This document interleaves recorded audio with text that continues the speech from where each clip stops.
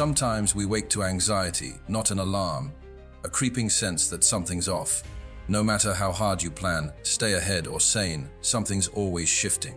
Jobs vanish, news sends markets spiraling, friendships change, people ghost. Just when you think life's steady, it throws a curveball. Exhausting, right? But here's the wild truth: the Stoics believe this instability isn't the exception, it's the rule. And not just that, it's the exact condition where your deepest strength is forged. You don't need a perfectly calm life to feel calm, nor a predictable world to feel grounded. You just need the right tools and mindset. That's what Stoicism has offered for over 2,000 years. It's not about pretending life is easy. It's about becoming someone ready for anything. In this video, we'll dive into 9 Stoic tips to help you thrive, not just survive, in this unstable world. If life's been testing you, you're not broken, you're being built. If these conversations resonate, grounded in truth, philosophy, and inner growth, consider subscribing. It's a small gesture, but it helps us reach more minds like yours and quietly signals your intentional path. Most people spend their lives trying to outrun discomfort, chasing stability like a promised land. They believe if they work, control, and plan enough, they'll finally reach that perfect day where nothing goes wrong. But life doesn't work like that. It moves, shifts, and surprises. Just when you think you've figured things out, something changes. And that's not a glitch, that is the system. The Stoics didn't just accept this, they leaned into it. They understood that flux is the nature of life. Change isn't the enemy, it's the very condition for growth. They held close the idea of amor fati, love of fate. Not just tolerating, not just putting on a brave face, but loving it. Why? Because the things we don't choose often shape us in the most powerful ways. Like the lodgepole pine that only releases seeds after a wildfire, parts of your character. Your courage, clarity, grit only emerge under pressure. Fire doesn't just destroy, it reveals, it refines. Lose a job, it might feel like failure, but maybe that space forces you to pursue what you truly want, to stop settling. Rejected, it stings, but perhaps that person wasn't meant for the next mile of your journey. Maybe life is editing your path, removing what doesn't belong. What if the setback isn't punishment but precision? Stoicism teaches that while we don't control what happens to us, we control what we make of it. Marcus Aurelius said, "A blazing fire makes flame and brightness out of everything that is thrown into it." You are that fire. Everything that hits you, loss, doubt, delay, is fuel for your evolution. It's training, preparation, but only if you let it be.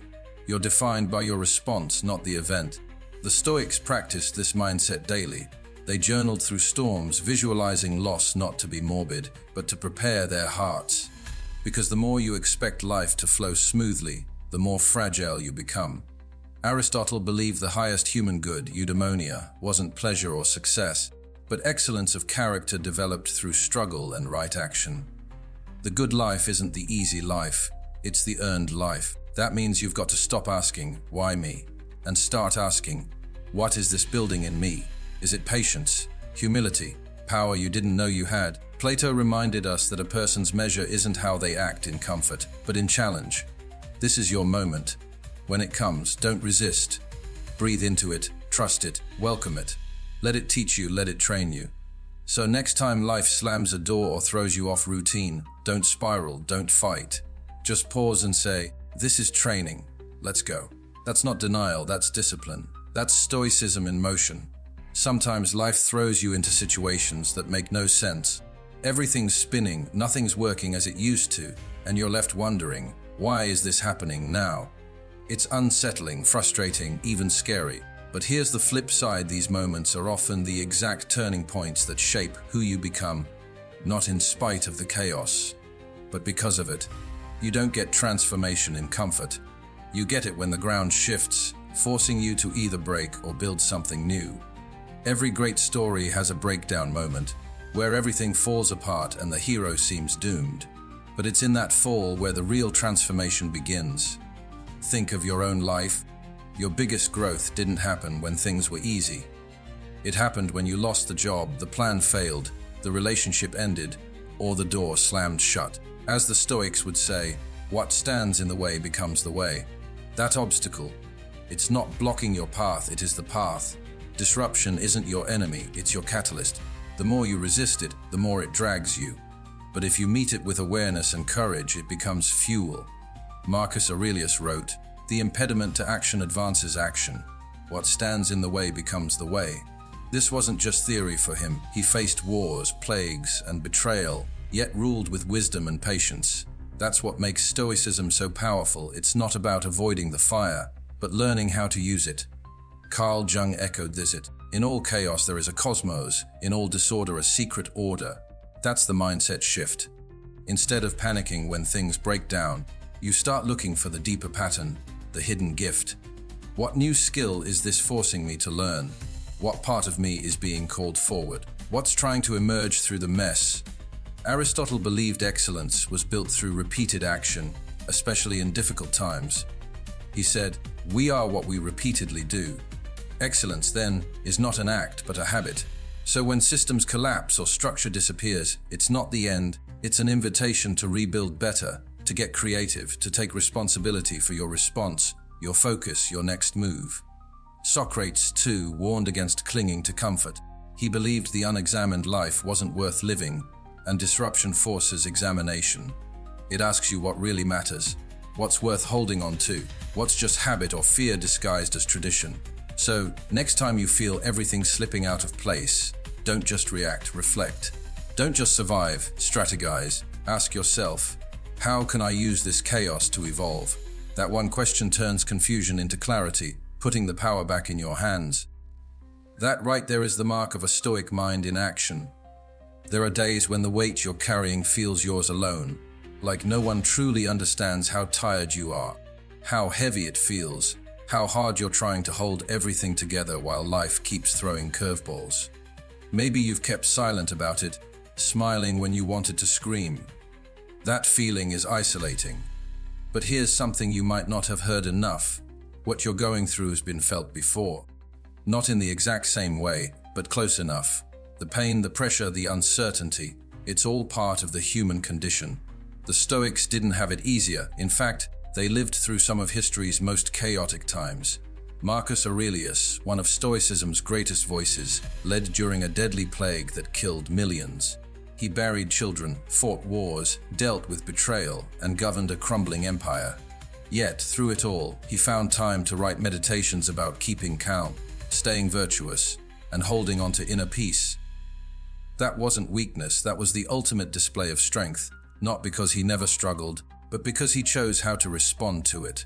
Carl Jung said, "Loneliness does not come from being alone, but from being unable to communicate the things that seem important." And what Stoicism does, what it gives us, is the language to name our struggles and the perspective to rise above them. When you read Seneca or Epictetus, you realize this isn't just your fight. You're not defective for feeling overwhelmed. You're not alone. You're walking a path walked by many before you, and they made it through. Socrates once said, "He who is not contented with what he has, would not be contented with what he would like to have." The struggle to find peace isn't about eliminating pain, it's about changing our relationship to it. Stoicism doesn't promise comfort, it promises clarity. It doesn't say you'll never suffer, it says, when suffering comes, here's how you meet it with strength. And that's why history matters. Not to look back and say, they had it worse, but to remind yourself, they made it through, and so will you. Every scar you carry is proof of survival. Every time you thought you were at the edge but didn't fall off, you built inner muscle, psychological muscle. You are here right now, meaning you've already survived more than you give yourself credit for. Plato believed real learning happens through difficulty. That wisdom is found in moments of discomfort. That's not just a philosophy lesson, that's life. So, next time you feel like screaming, collapsing, or giving in, remember this: you're not breaking, you're becoming. You're part of a long line of people who faced storms and stood tall, not because they were superhuman, but because they chose resilience. So when life hits hard, don't say, "Why me?" Say, "I'm built for this. I come from a long line of survivors," because you do, and you are. There's a strange comfort we chase in trying to make things stay the same. We want stable jobs, easy relationships, familiar routines. But life doesn't operate on our schedule. It doesn't sign contracts or promise predictability.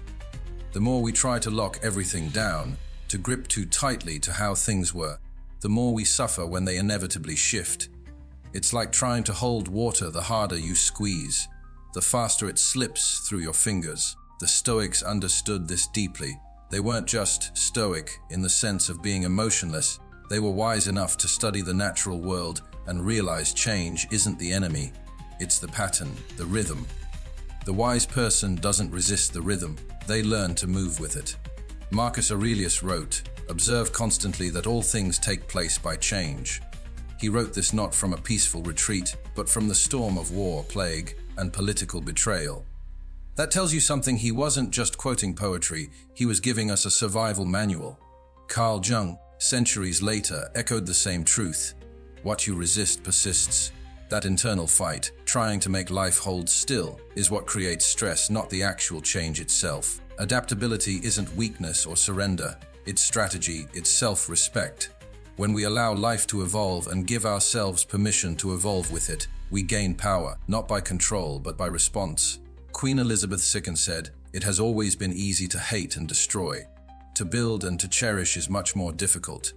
Her 70-year reign lasted not because she avoided change, but because she adapted through it. From handwritten letters to digital diplomacy, from empire to service, she didn't cling to what was, she adjusted to what is again and again. In doing so, she remained relevant, steady, and effective. Aristotle believed virtue lies in finding the mean, the balance between extremes. Too rigid, you become brittle. Too loose, you drift. But flexibility rooted in values, not fear, is the middle path. It allows you to stay grounded while still being able to move. Socrates, the original question asker, might challenge us.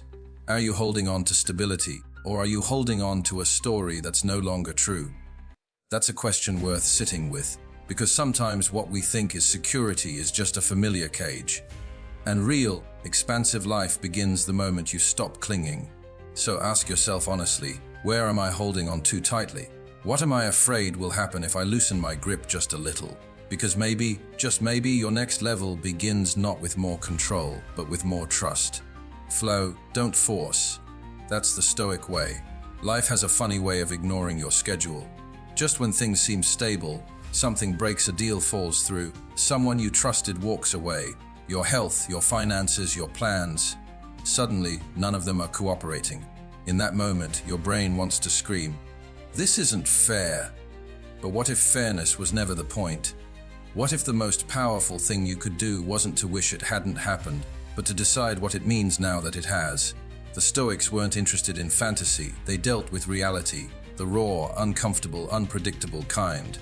Epictetus said, "It's not things that upset us, it's our judgments about things." You don't control whether the storm hits, but you decide how you respond to the rain. That's the one space you own, that's where your freedom lives. Carl Jung believed the same. I am not what happened to me. I am what I choose to become. That hits deep, because life will happen to you whether you're ready or not. But what you become, how you interpret the pain, how you rise from it, that part is yours. That part no one can take. And it doesn't have to be something dramatic. Even small things can rattle you, someone's tone, a missed opportunity, that sinking feeling when plans shift. But even in those moments, you have a decision to make. You can spiral into blame, bitterness, regret, or you can pause and ask a better question. What's the lesson here? What's the opportunity inside this mess? Plato once said, "Reality is created by the mind." We can change our reality by changing our mind. That's not a fluffy self-help mantra. That's ancient wisdom backed by modern psychology. Your interpretation is everything. A failed relationship. It could be a redirection toward healing. Losing a job. It might be the freedom you didn't know you needed to build something that's actually yours. Even Aristotle saw the power of reflection in action. He believed excellence wasn't a one-time decision. It was a habit, something you cultivate moment by moment, especially in difficult times. So instead of crumbling, you learn. Instead of closing, you open. That's what Stoicism teaches us, not to avoid the blow, but to absorb it, reflect on it, and turn it into something useful. Socrates, facing death, didn't beg or panic. He asked questions, examining the meaning. That's the blueprint, not to control life, but to engage with it intentionally, courageously. So next time life doesn't go your way, and let's be honest, that could be today, don't rush to label it as bad. Step back, breathe, and ask yourself, what does this moment want to teach me? What part of me is being called to grow? Because inside every shake-up is a seed of strength.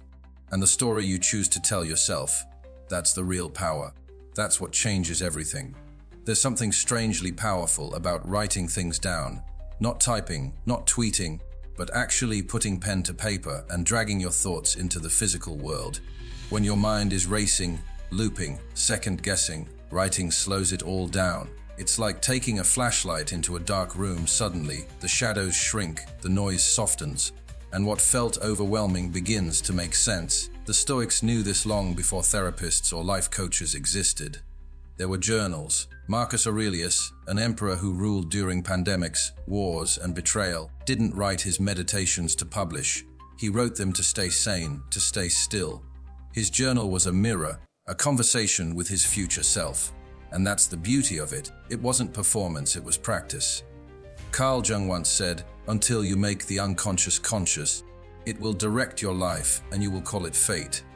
That's what journaling does. It makes the unconscious conscious. It turns vague feelings into clear words.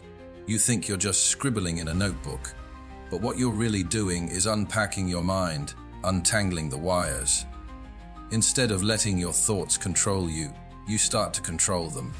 And let's be honest, most of us spend more time overthinking than actually thinking. We worry, we repeat conversations in our heads, we rehearse disasters that haven't even happened. Socrates believed that the unexamined life is not worth living. That doesn't mean we need to overanalyze every detail, but it does mean we should check in, ask questions, get curious about our inner world instead of assuming every thought we have is true. Aristotle taught that knowing yourself is the beginning of all wisdom, but that kind of knowing doesn't happen by accident. It happens when you pause, slow down, and reflect.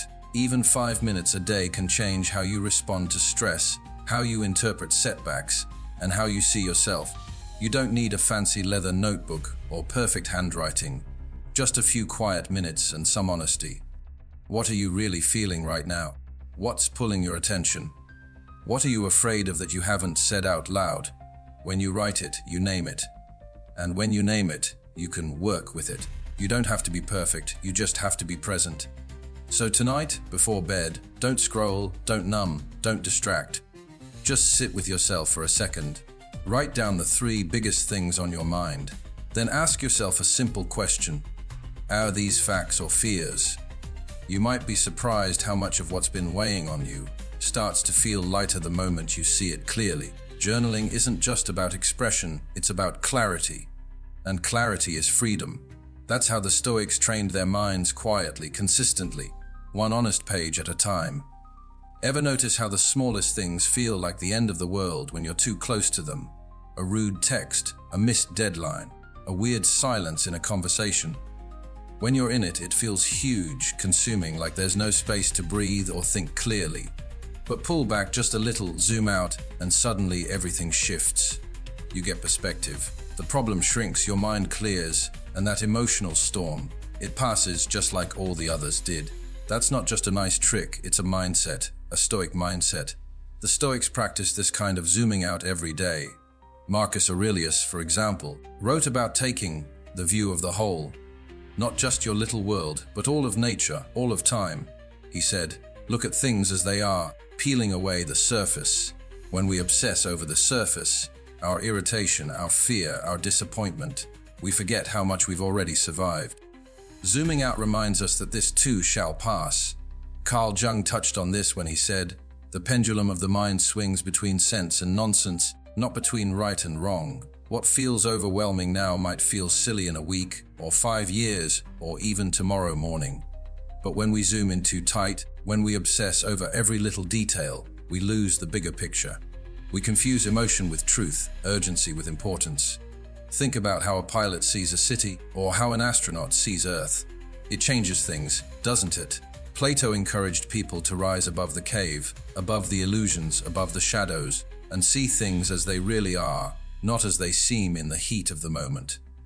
And when we do that, when we mentally rise above our problems, we reconnect with something deeper, something steadier. Socrates believed that wisdom begins in wonder, and wonder, real wonder, doesn't live in your to-do list or your phone. It lives in that moment when you look at the sky and realize you're part of something massive, something ancient. You're not the first person to feel anxious. You won't be the last. And that thing you're stressing about, it's one line in a chapter that hasn't finished being written yet.